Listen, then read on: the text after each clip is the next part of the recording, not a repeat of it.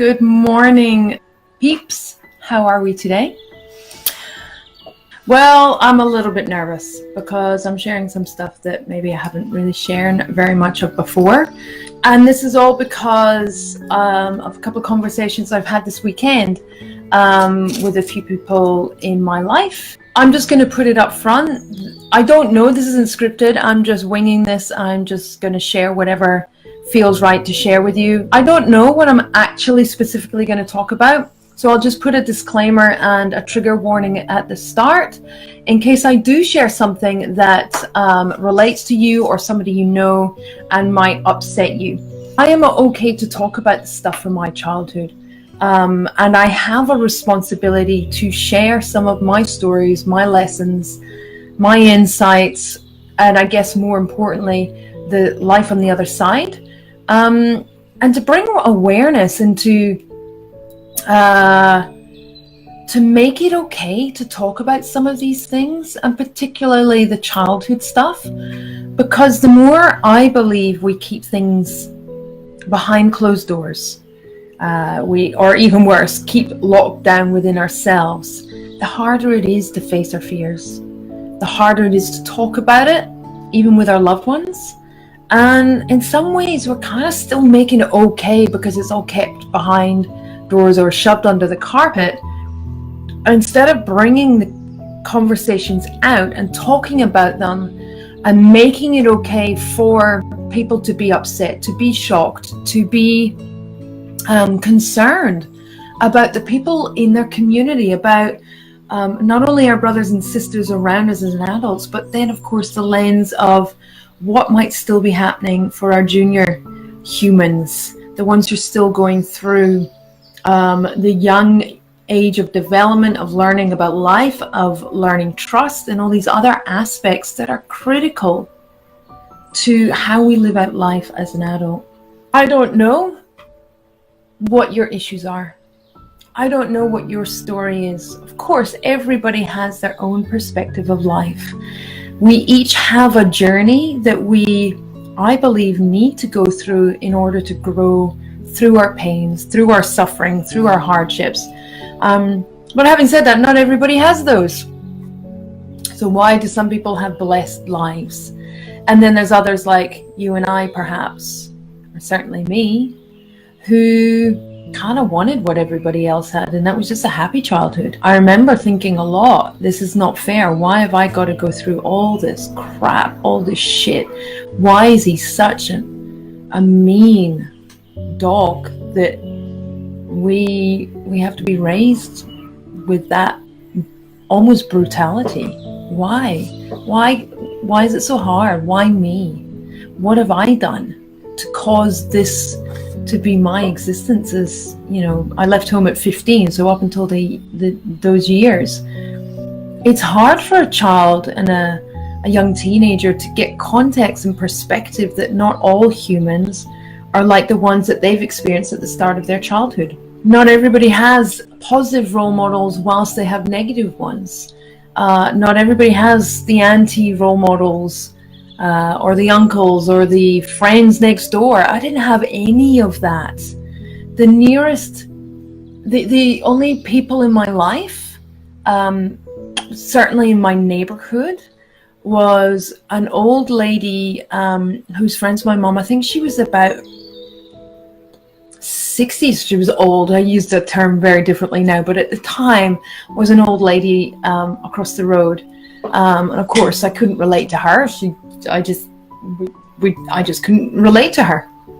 And then there was a girl down the street, and I didn't know this at the time, but her father was a prison warden, and he was a beautiful man. But I never confessed to her, to her, and then of course she wouldn't have told him, and her mum, what I went through. Let's take this back into the Christmas context. I hated it. I hated Christmas. It was always laden with tension, with what I now understand to be agenda, ulterior motives. You be a good girl and you'll get a Santa stocking or whatever. There was always a set of undercurrent conditions that I was afraid of. Emotional blackmail was something I lived with. You be a good girl and, you know, I won't visit you in the middle of the night. I mean, it's diabolical when you really look at it, that a grown person, a human, who has the choice, who has the ability of how they live life, would take a path that is so detrimental to another. I kind of, as a coach, I understand how it happens, but as a human, I still struggle why it happens. And so I would constantly be in fear of arguments, of retribution. He was a bully. He was a big man. I guess the thing that put Christmas in the grave for me was one of the last ones. I'd left home at 15, so I think I was about 18 or 19. No, I must have been a little bit older because my ex-husband was across visiting. It was our first Christmas together in Scotland, and we'd spent it with my parents. And I just remember hating the way he spoke to Mom, the way he treated everyone, the falseness, trying to put on this narcissistic charm, not only for my husband-to-be, but his brother was also visiting from Australia and his girlfriend. So there was this fake kind of just bullshit, and I just knew everything was a facade, and I was young but mature enough to know that this was all wrong, and it just made me cringe. And I remember waiting for the sarcastic comments to be thrown around, and they did, and it was just yucky. And so I think for me, that was the last time that Christmas was ever even slightly possible of being happy. And so yes, I've dealt with all the wounds of my abuse, of the physical violence that he would place upon us, but the sexual abuse as well. So I've dealt with all of that, but it's the memories of what those gatherings were. And my grandmother, she's passed now, and I don't like to speak ill of anybody, but she wasn't a very nice woman either. And so Christmas was just as fucking horrible. Everybody was in the room trying to make something out of nothing. It was horrible, and the fears were very real. I remember a couple of days before Christmas just dreading it, wishing I could go to a friend's, of which I didn't have many. I was very bullied at school as well. I didn't fit in anywhere. I was obviously such a fucking unhappy child that nobody really wanted to be around me. So I didn't have friends, but I remember thinking, I wish I had a friend who I could just go and spend Christmas with someone else. And then, not that I had unhappy Christmases as a junior and as a mature adult, since I separated at 30. So most of my 30s I was single once I was divorced from my ex, and I spent a couple of Christmases here and there with different people. They would invite me and feel sorry that I was on my own, but the truth was I was actually happier spending on my own than feeling other families' dynamics underplayed. I was always very sensitive to situations that I was around, so I could tell that a mum was unhappy or a brother was causing issues, or I was always very in tune with the undercurrents and the energy exchanges that were happening. I relate to that for a lot of people. And so since being a coach in I'm now my 5th year, the conversations I've had with people, and it's not just about Christmas, it's birthday gatherings, it's even weddings or funerals or different settings where people have to come back together, and we've got to pretend like everything's okay. We're not allowed to say, you're an asshole. I don't even want to be in the same room as you, but I'm doing it for the benefit of the other people or the occasion we're here for. I'm not making it about you, but you're a disgusting human being. I don't want to be around you. We're not able to have those conversations, so the resentment sits inside us. And it takes energy to suppress energy. So we're controlling this anger sometimes, fears, whatever it is, that negative. Then it takes more energy to keep that locked down and stored away and protected, and that's not coming out because we don't want it to. It's not healthy. We don't want to do it. Well, the truth is, it's doubly unhealthy not to address it. So if I hadn't dealt with not only the sexual abuse and the domestic violence that was constantly around towards my mom and towards myself, but then also the childhood shit, you know, the schoolyard bullying. I don't remember, it was the days when you used to be able to buy paracetamol in 100 pack, and I took about 70, 80 of them, fell asleep, nothing really happened. But I was so desperate to just escape it. And I know that people do that in life, and it's horrifying. As a coach, to hear that stuff now, as a lot of my clients are in their 40s and 50s, and they're sharing things with me for the first time that they've been suppressing for, well, if it happened in their early teens, so they've been suppressing it for 30 years. All this stuff that's just harboring away inside our body, in our cells, locked down, the energy. When we have tension in our necks, okay, we know what that is. Everybody relates to that. And when we go and get a massage, we understand sometimes we can get headaches. It's the toxins release from the tension that's in the neck, in the muscles. The same happens with negative energy in our cells. So the cells of our neck and the muscles and the tissues is all made from cells. So we understand you've got, you can see rotten fruit, and then you can understand bacteria. So you understand there's different perspectives of something we can comprehend, something you can see and something you can't see. So it's the same with this kind of energy. We know we've got negative tension in our neck, and when we release it, we can get memory recall. We can have physical twitching in our body and pain in other parts of our body as it relates just from our neck or our back or whatever. So we know this can happen. We accept that, but we don't talk about what's happening at an energy level. Energy is just suppressed. For example, everybody can relate to this, where there's a big blow up over nothing. Over you didn't pass the salt with your right hand. Stupid things. But it becomes such a blown up, out of perspective fallout. Because we know it's not actually about the way you pass the salt. It's something else that was underlying, that the salt was the last straw. And logically we understand that, yeah, that was suppressed stuff that I haven't addressed, and I've been keeping that frustration about an argument from last week, and now it's playing out doubly. So you get it. I know you get it, because this is common stuff. But the same happens with our fears.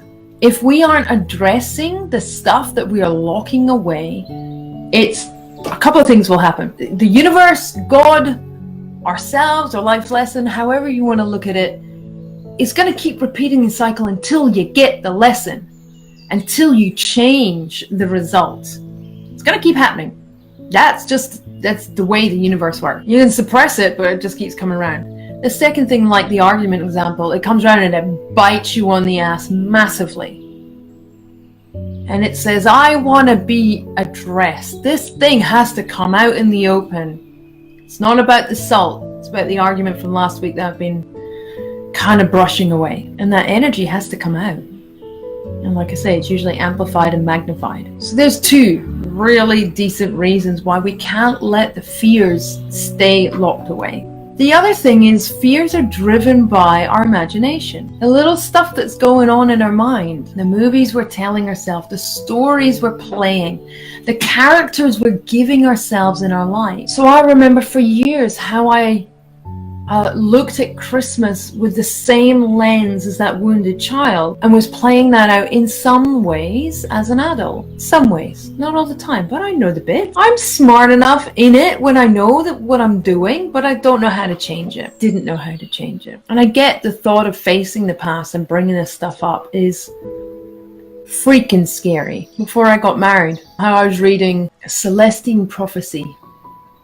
and those books about angels and other stuff that could be happening, that could be possible. And I used it initially to escape, just to think there has to be more to my existence than this bullshit. And so at that time, I was 25 when I got married, and I knew some of this stuff had to come out. And I felt safe enough with him, Regan the First, to tell him some of this stuff and share some of it, not all of it, just concepts of it. I'm like, I don't really want to ruin my marriage by carrying this stuff around.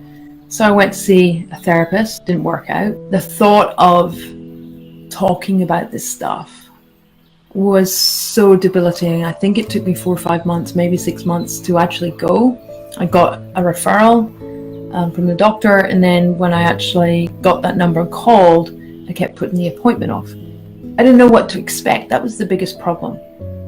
And so I kept putting it off. I'm kind of glad I did, because that route wasn't the right one for me. But when I did, it was actually halfway through my marriage, which was 5 years long. Somehow, this is awesome of how it works for us, I came across a healing approach, energy healing approach. At the time, it was EFT, of how I can address some of this stuff. And what I discovered is it wasn't scary to find what the issue was and to release that issue. I didn't have to relive it. Once I realized that there were strategies and ways of letting go of my fears, or addressing them, or stepping up to them, it became easier to keep chasing the next fear and resolving them. And that's how I ended up, that's like 20 years ago now, but that's how I end up in the path I am. Get that it's scary to face your fears. To me, it's more incomprehensible to live a life entirely driven by those fears, being afraid to do something, allowing that to dictate how we live our life, than leaning into them and having a happy life. And now it's just incomprehensible that anybody would be willing to live with unhappiness versus face their fear in a gentle, supported, compassionate manner. I get why you might be afraid, but talk about it. Understand whether your fear of your fear is actually quantifiable. Once I understood how the healing aspect worked, that element of fear facing my fears was eliminated. Then it was just addressing the fears. I hope that makes sense. I've had at least 5 coaches that I've paid to do energy work with. And different techniques or deeper techniques were required as I got to deeper and deeper issues. I remember that first EFT coach down in Canberra. We got to a point where she said, I can't get any deeper with you. I need to pass you on to someone else. And so we did maybe a year. So that would be on and off, maybe monthly, 3 weekly averaged out. And we dealt with a lot of the first layers of stuff in a gentle way. It wasn't scary. In fact, I almost looked forward when a new thought or memory was coming up for me, or a different argument or some life situation was arising. I was excited about, I want to get rid of this aspect. I'm still very strong-minded. My goodness, if you'd known me back then. In fact, the people from Canberra probably wouldn't recognize me, really. They would probably think I'm quite a different person. And so it was good to let go of what was really the anger that was overarching, but also underpinning my hardships. Why was life so difficult? Because I was in a low vibration. So the stats are something like 7 to 10% of the population are driven by desire. So I switched from being that 90% of the population living in fear, not being courageous enough to face my fears, instead of letting my fears dictate what I could and couldn't do. I switched that as I started my healing. I wanted to get to the other side. I wanted to be happy. I want you to be happy. Now, this isn't to be a long sales pitch to try and get you to do something, just showing you, maybe giving you some motivation that maybe it's time that you did reach out for some help. Not necessarily from me, just from a family member, or within books or audios, or something that is just internal until you're ready. One of the biggest pieces of advice I read somewhere was, when you're facing fears, you don't need to get straight into the fight with fear. All right, so look at it like a boxing ring. This big fight match. That's what we perceive it to be anyway. Well, if you were interested in that path, you wouldn't just go straight in without any training, without any practice, with any friendly bouts beforehand. No, you would first find a trainer. You would work out a strategy for a training plan, and you would work on the foundational stuff, and then you would build up your skill set. I remember when I was learning a martial art, there was a boxing ring in the studio next door, and I said, I've always wanted to stand in the ring. I don't know why. And so when it wasn't in use, my trainer took me next door, and just standing in that ring was scary because it represented fighting, and I was tired of fighting myself, of fighting life. And so it was scary, and I just burst into tears just being inside the ring on my own in an empty gym room. And my trainer's like, what? I don't know what's going on. It's like, I've just got stuff. Can you just give me 10 minutes? So I'll let him get out of that emotional situation. And I remember just sitting there kind of being afraid someone's going to catch me, but kind of embracing the fact that I was still afraid, even though I was doing now a martial art. I was afraid of fighting anymore. I didn't want to fight anymore. So the analogy is, you got to step inside the ring to know whether you're ready to face the fight. Then you have that, and then some time later you might have a practice session. So instead of training on the mats, you might train in the ring. You got to step up to these big fears. No one should be prescribing that you go straight for the top or the biggest issue, and usually it's so locked down that you can't anyway. If you're thinking about addressing some of the stuff from your past, don't think of the end biggest thing that you have to resolve. Just, what's the first problem today? I had an argument with my husband. Girl at work shits me. She speaks to me like I'm a 2-year-old. Deal with the current stuff now that makes life easier, and as you boost your confidence just in today, then you can face last week's problem and last month, and you slowly work your way back as you gain more comfort with whatever technique you're using. This helps alleviate the fear. Like I said, you're not jumping straight into the big championship bout.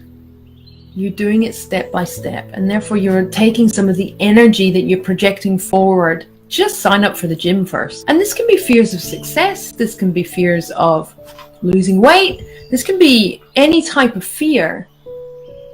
It's just come up because we're talking about it, of what Christmas represented to me on the weekend. Another thing that works for me, what I call power songs. The words we listen to are so affecting upon us. So please be very careful. Listen to the word. Now when I listen to some songs, I'm just freaking horrified by, you got this chirpy song and all it's talking about is gangbanging and death or murder. It's like, what? How is this song that has this happy tone that is sing-alongable? It's actually such a terrible topic.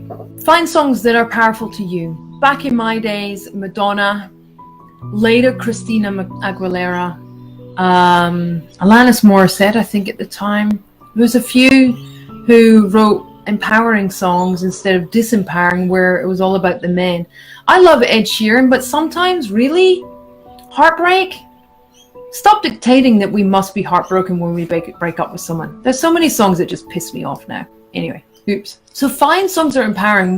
I was listening to at the weekend the soundtrack of Burlesque, and I put on repeat a couple of times, You Haven't Seen the Last of Me. I remember songs like that when I was really struggling, where it was like a fighting spirit. And I remember focusing on the future when I would be out of that house, when I'd be away from this environment as a kid.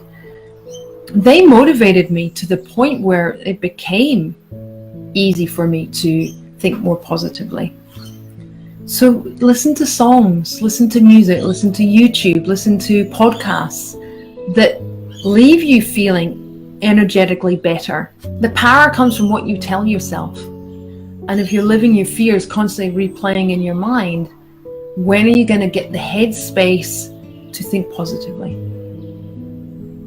So use songs that charge you up with possibility of positive change. It's time to stop that pattern and letting that dictate your future. Stop being afraid that the neighbors might complain about your dad screaming at your mum. That was the past. Doesn't need to be your future. And if you've got somebody in your life that you're still having to deal with, reduce the exposure, prepare yourself before you come across them. You can do things that charge you up beforehand. I'm not talking about anger, I'm talking about positivity. so that you can look at them and go, I see you, and you don't have control over me anymore. But he still had power over me right up until in my 20s. And I know some clients have that kind of situation, ex-husbands who were crappy to them or physical with them, and they still have to deal with these shitheads in their current life as mature women. They follow us around until we choose that that's not acceptable. So when is it acceptable to break them out of your life? And it's not about facing them, just calling it enough. And I never talked to him again. I never interacted with him again. I just cut it off. I found the courage to do that. Actually, he angered me so much that I had the courage to do it. So use it. I hope you have awesome Christmases, whatever it means to you, with whomever you wish to spend it to. Oh, and that's another thing. If you don't want to spend it with the people who make you unhappy, stand your ground and say, no, you have other plans, even if you don't. Okay? Do something else. Don't put yourself through it. All right, that's all I have to say. I love you all. Have a great Christmas, and we'll see you soon. Bye.